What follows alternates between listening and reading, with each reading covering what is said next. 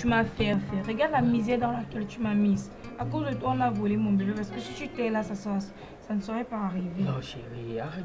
Regarde, ne dis pas les choses comme ça là. Je suis désolé, chérie. Regarde, on a déjà volé l'enfant, c'est arrivé. Tu vois, il ne pourra plus revenir. Qu'est-ce qu'on va faire? On ne pourra plus ressusciter cet enfant. Ce que nous devons faire là maintenant, c'est saisir l'occasion que Dieu nous donne. Il nous donne là la possibilité de devenir riche. Alors saisissons vraiment cette occasion. Avec cet argent, je pourrais même t'épouser. Et on aura même d'autres enfants, tu vois. Si l'enfant était vivant et qu'on était séparés, il devait aller faire 2 chemins chez toi, 2 semaines chez moi. Il devait même le traumatiser à la limite, tu vois. Restons dans la même maison et on aura la possibilité de faire d'autres enfants. Tu vois un peu, chérie, laisse les problèmes dans lesquels ta mère te mène là. Ça ne nous profite pas, ça ne nous aide pas. Mon bébé, voilà un sourire. Ton sourire là m'a manqué, chérie. Fais-moi un bisou. Bisous. Ça m'a manqué. Si tu fais exactement ce que je te dis, tu vas voir, on sera très très heureux. Bon, ce qu'on va faire, c'est que tout ce que je vais te dire, tu vas appliquer. D'accord? Vas-y, viens.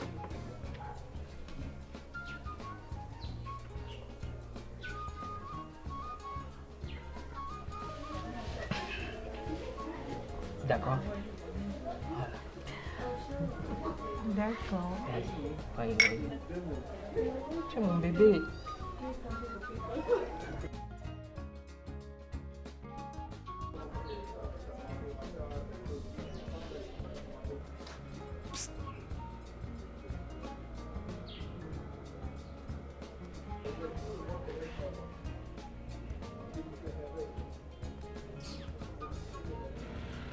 Ça va. Bon, on se prend tout à l'heure dans notre endroit habituel à nous. Vous faites quoi? Fais quoi comment? Tu ignores quoi? Je suis fatiguée. Fatiguée. Le matin tu veux, à midi tu veux, le soir tu veux. C'est quoi? C'est mon utérus que tu vas laisser sous le matelas? Donc je m'avais craillé le faire. Laisse papa. Moi je vais t'aider pour le travail là. Hein? Je vais aller moi-même dire au docteur que je vais tuer Naya. Donc je trahis. Docteur! Non, regarde, attends un peu, attends. Là, Naya, je suis assez bien informée. Alors pourquoi je demandais Étant la nouvelle directrice de cet hôpital, je ne voudrais pas que vous me créiez des coups bas, comme vous avez fait à mon prédécesseur. Et aujourd'hui, je ne sais même pas où il se retrouve. Madame la directrice, si ton prédécesseur a ses problèmes de coutume, les gens, ils prennent les postes en ville, Oui. ils ne vont même pas remercier les ancêtres au village. Nos malédictions. Bon, quand ça commence maintenant à se retourner contre eux, ça devient On nous. nous accuse. Premièrement, l'histoire de bébé et autres et tout ça, ça ne vous concerne plus. Je ne veux plus jamais vous entendre parler de ça. Est-ce qu'on parlait nous d'abord de ça? Deuxièmement, tout ce que vous ferez, vous allez me rendre compte. Et comme je sais qu'à la base, ça ne sera pas possible ou bien facile de faire en sorte que vous me rendez compte par rapport à tout ça, j'ai fait installer des caméras de surveillance. Donc maintenant, vous êtes surveillés jusqu'aux toilettes. Aïe, tu as vu, arrête, pas ça. Madame, est-ce qu'on est les bandits? Prenez ça comme vous voulez. Tout ce que je vous laisse, c'était vous avertir. J'espère que là, Bon, Madame la directrice, moi d'abord, votre introduction, même ici hier, m'a un peu posé un problème. Vous êtes d'abord venu dire que vous êtes le seul capitaine dans le bateau. Bon, quand vous dites que vous êtes capitaine, moi c'est parce que ça avait insigné. Et étant le seul capitaine de ce bateau, je crois que vous n'avez même pas droit à la parole. Donc maintenant, dehors. Bon, si je comprends bien. Parce que la première des choses que vous voulez dire, c'est que nous ne sommes plus dans un hôpital, Oui. mais dans une prison. Oui. Parce que quand on met derrière les caméras comme ça, c'est pour les braqueurs. Vous les braquez. Bon, les bandits sont lesquels alors ici? Autre chose, madame la directrice, quand vous dites que vous ne voulez plus nous voir, nous rapprocher de l'histoire du bébé, est-ce que c'est une façon de dire que sinon on voit la mère du bébé même en route, on ne lui souhaite même pas nos condoléances? Même saluer. Moi, comme ça a commencé d'abord avec l'histoire de que je suis capitaine du bateau et tout, et nous sommes les deux indexés, Ça veut dire que bon, nous allons on va quitter votre bateau. J'ai dit dehors. C'est pas normal. Nous on a acheté notre pirogue. Oui, depuis que vous êtes venu ici, là, vous criez. Vous Mettez-vous c'est pas- dehors. Vous chassez comme les chiens. C'est pourquoi? Mettez-vous dehors. C'est même pas grave, vous avez le bateau, nous on va acheter On va notre acheter pirogue. notre pirogue. Quand on pêche notre poisson, c'est pour nous. Donc nous, on a nos malades, ils ont pour eux. C'est comme ça qu'on va fonctionner. L'autre est maintenant. parti pour les malédictions, en tant que vous aussi, vous avez parti pour votre malédiction. Les gens sont venus avant vous, hein. Oui, ils sont partis. Et on est là. Voilà.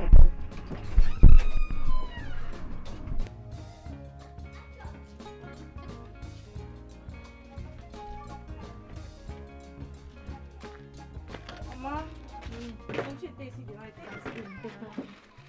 Comment? Ça va, je suis là. comment maman? Ça va, ça va. Maman, je voulais comprendre. Je t'écoute. Maman, tu vois, après l'élection, après le passage du corps médical et le nouveau chef de l'hôpital, j'ai vu que c'était mieux que qu'on reste Qu'on laisse tout tomber comment? Je ne comprends pas. Ouais, maman, toi aussi tu ne comprends pas quoi. Le papa a dit qu'on fasse comme ils ont dit. J'ai dit que toi, tu es ma fille Loïse que j'ai accouchée, ou bien c'est une autre Loïse qui habite ailleurs. Ce n'est pas question de Louise, Louise ou Louisa. Le problème c'est que regarde le genre de maison dans laquelle on est. Donc regarde nous. On ressemble à quoi? Regarde, depuis 2 semaines, on mange le manioc jour pour jour. Ce n'est pas avec l'huile rouge. C'est lui qu'on a mis le sel, lui qu'on a blanchi. La petite sauce qu'on devait même manger le manioc avec ça le matin parce que tu ne vois pas bien. Tu as versé. On va manger. Et c'est une raison, et c'est la raison pour laquelle tu vas te ranger du côté des assassins. Assassin quoi? C'est Jésus qu'on a mis sur la croix ou ce sont eux qui ont cloué Jésus? Tu n'es pas fatiguée, maman. Moi, je n'en peux plus. Toi, tu n'en peux plus. De toutes les façons, tout ce que tu racontes là, c'est pour toi. Moi, je veux mon petit-fils, je veux l'enfant. Vive amène-moi. Maman est en train de parler de mon enfant ici. L'enfant que j'ai porté 9 mois dans mon ventre, j'ai accouché. Donc, s'il y a une dernière décision à prendre ici, là, c'est moi qui dois la prendre. Donc, tu es toi mère. Tu es une mère, non? S'il y a une dernière décision à prendre, c'est toi qui vas prendre cette dernière décision. Andy, tu sors derrière la bouche. Ok. Comme tu as la grandi jusqu'à tu commences à sortir la bouche, ramasse-moi tout ce que tu as ici à la maison. Tu me fous le camp. Tu me parles comment conseiller sur ta mère ou sur ta mère. Tu me fous le camp ici, je ne veux plus te voir. Tu peux faire la bouche. J'ai même d'abord quoi ici dedans? C'est tout moi comme ça là. Voilà mon téléphone, j'ai ça. Le chargeur que j'ai là-bas, j'ai 1 milliard gâté. Est-ce que ça me fait quoi? Moi je pars. Je pars la voir. Va le voir. Je pars avec le chauffeur avec la fille. Non, mais un peu quand elle te quitte. Tu es déjà parti écouter jusqu'à ce que tu es derrière que les assassins. Nana. Touche maintenant. Julio, le magnifique, je te prends à témoin parce que c'est toi qui me parraines. Si au sortir de cette conférence, je ne perçois pas au moins 50 000 francs de per diem, la rédac va entendre parler de moi. Je ne ferai aucun compte rendu, donc je serai là juste un simple spectateur. Je te le dis déjà. Ouais, ce sourire augure les bonnes choses. Regarde cette chaussure. J'avais réservé cette chaussure pour mon mariage. Ah oui. Mais compte tenu de la grandeur de l'événement, j'ai mis cette chaussure aujourd'hui. Voilà. Parce que le montant sera colossal. 250 000 francs de per diem. Au Banenangwe, combien? 250 000. 250 000 et je prétends seulement à 50 000 francs. Depuis 5 ans que je suis dans le journalisme avec toi, je n'ai jamais perçu plus de 20 000 francs de per diem. J'ai eu mon master de technologie de l'information et de la communication, option reportage. Tu étais présent ce jour-là. J'étais témoin. Mais chaque fois, j'ai seulement les 10 000, les 20 000 francs de per diem pour les couvertures des événements. Et le seul 20 000 que j'avais eu, c'était le sida. Somme insuffisante et difficilement acquise, que j'avais obtenue après une violente bagarre, c'est-à-dire un pugilat qui m'a coûté ma prémolaire supérieure droite. J'ai égaré les dictaphones que tu m'as donné et ma carte de presse. Reste calme. Reste calme. Allez. Allons à la couverture. Donc c'est sûr Certain que je ne viens pas travailler pour allons à la couverture. Voilà, je te suis.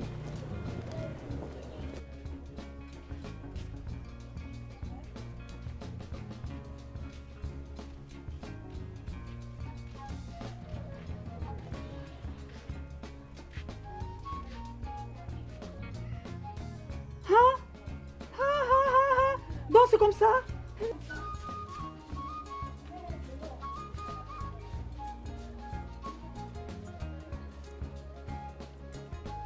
Rebonjour à tous. Si j'ai tenu à ce que nous fassions cette petite conférence de presse. Les deux là font quoi ici? Vous deux là, dehors. Vous deux, dehors. Non. Madame, on a encore fait quoi, non? J'ai dit vous deux, dehors. Ah, s'il a dit ainsi, partons, non, c'est dit qu'on part. On est venu pour le Mais réunion. quelqu'un est d'abord arrivé à l'hôpital. On lui a dit qu'elle est directrice, elle dit qu'elle est capitaine du bateau. Qui? Partons. Ça va. On est venu pour le réunion. Allons boire une bière, laissons-les dans les réunions.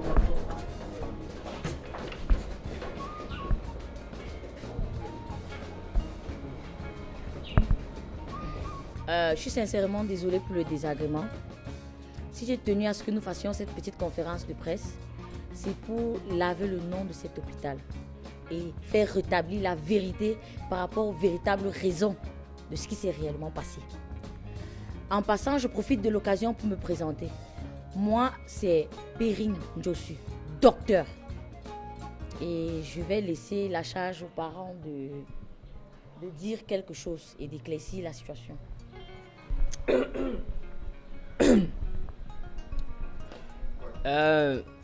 Bonsoir à tout le monde. Je suis le supposé, en fait, je suis le père du supposé bébé volé. C'est moi.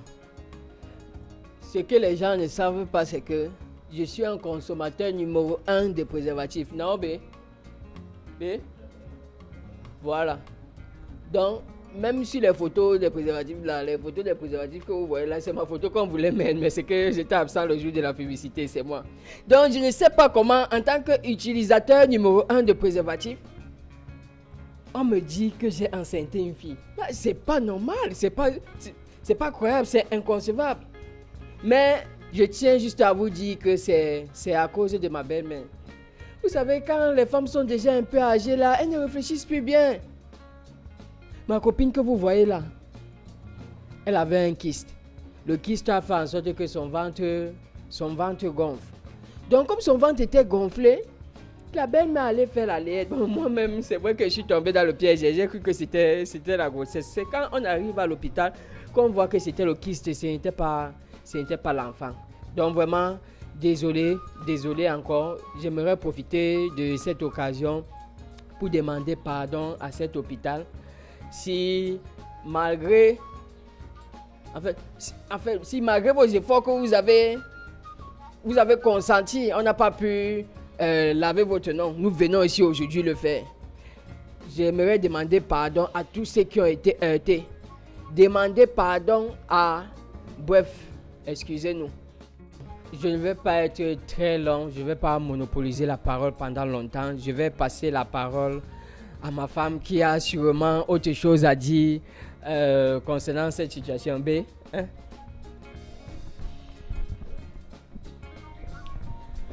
Bonsoir mes frères et sœurs. Vraiment, je suis débordée de joie. Je ne saurais quoi dire ce soir en dehors de remercier le docteur Njossu à côté de moi et l'ancien docteur Monsieur Ndame. Parce qu'en réalité, j'ai été soignée des kystes. Vraiment, cet hôpital m'a donné des antibiotiques vraiment qui ont pu soulager cette douleur-là. Présentement, si je me lève ici, je vous dis que je peux courir. Je peux faire ce que je ne faisais pas avant, grâce à cet hôpital. Excusez vraiment ma mère qui fait un petit buzz sur les réseaux et partout présentement là, parce que vraiment, c'est une ancienne pensionnaire à l'hôpital Jameau. Et elle doit retourner là-bas. Parce que vraiment, c'est à cause d'elle si on se trouve dans ce qu'on nous sommes là présentement. Bonsoir tout le monde. Bonsoir mes enfants.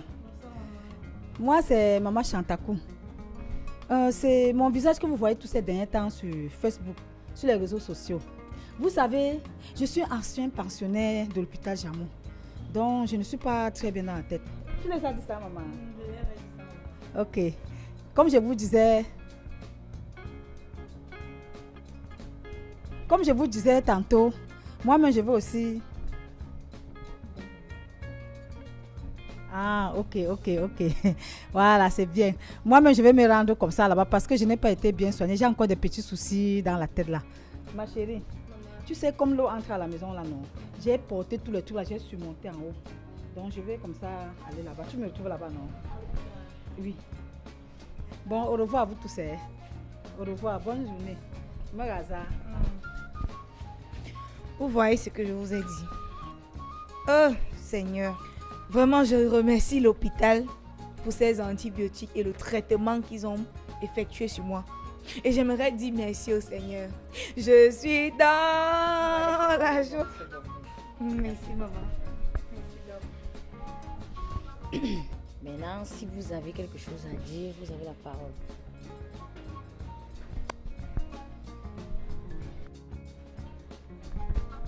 Bonjour, je me présente, je suis Judas Ibebda.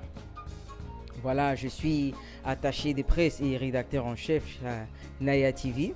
Docteur Ndjosu, je tiens déjà à préciser que selon nos sources, il est dit ici que vous avez un diplôme d'études approfondies en oncologie. Vous avez également subi une thèse en plangologie et vous vous y connaissez également en mycologie. Donc vous êtes médecin généraliste. Voilà. Et au cumul de ce qui a été dit, nous avons fait une petite synthèse.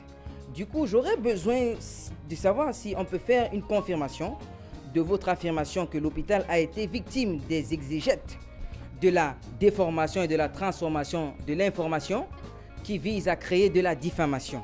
Est-ce que c'est le cas? Ouais. Donc, si je comprends bien, je pourrais dire, vous êtes victime des individus malfamés qui voudraient diffamer votre renommée. Donc, on passe d'une histoire de bébé volé qui était plutôt en réalité un kyste mal géré. C'est bien cela? Ok, merci. Je vais noter cela dans notre rapport.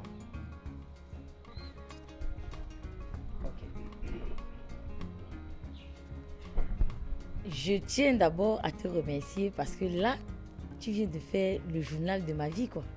Mais bon, c'est louable. J'espère que demain matin, on aura ça dans les journaux. C'est louable.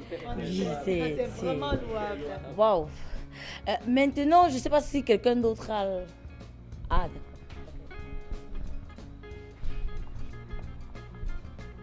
Je suis Julius Tony pour Black Royal Télévision.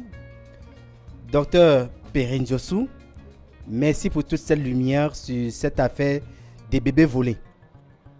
De mémoire, dans nos investigations et nos enquêtes, on nous avait dit qu'on avait séché l'enfant au soleil. On nous a dit que l'enfant était dans un cafétéria pour manger.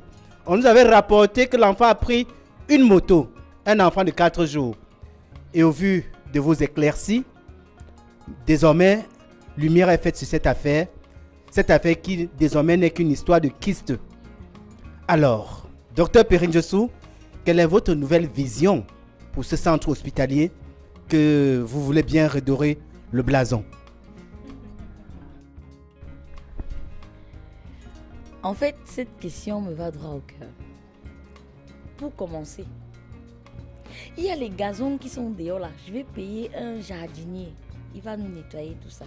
Et déjà, je n'ai pas l'habitude de faire ça. Mais aujourd'hui, spécialement, je paye le taxi des journalistes. Hey, je vous ai dit, Madame Josie.